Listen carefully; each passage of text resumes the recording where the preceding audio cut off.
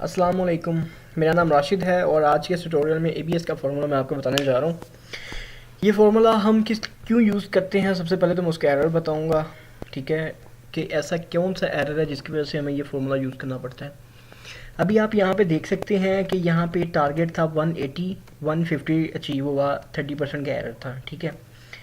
अब देखिए, अगर मैं जो मेरा एरर है अगर मैं उसकी एवरेज लेना चाहूँ तो ये 14 एवरेज आ रही है, ठीक है। ये एवरेज का फॉर्मूला लगाया इज इक्वल टू एवरेज और इन सब की एवरेज ये 14 आ रही है, ठीक है, जबकि ये 14 ठीक नहीं है। उसकी रीज़न ये है कि यहाँ पे जब मैंने फार्मूला लगाया तो ये माइनस में आ रहा है, ठीक है, इसलिए एबीएस का फार्मूला हम यूज़ करते हैं, ठीक है। अगर मैं यहाँ पर सिंपल फार्मूला लगाऊंगा ये माइनस दिस, तो ये माइनस में आंसर आ जाता है।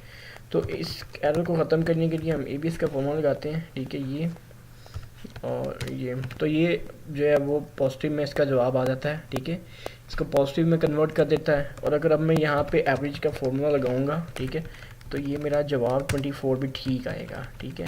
ये अगर आप इसकी सिलेक्शन करें तो फिर भी आपको यहाँ पे ये नज़र आ रहा है 24।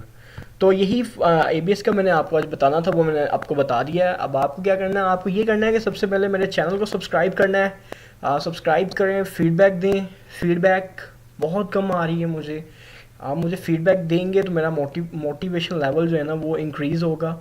तो आई होप कि आप मेरे चैनल को भी सब्सक्राइब कर रहे हैं और मेरी वीडियोस को भी लाइक कर रहे हैं। तो आज यही था, नेक्स्ट इससे आगे बात करेंगे। शुक्रिया आपके टाइम का, थैंक यू सो मच।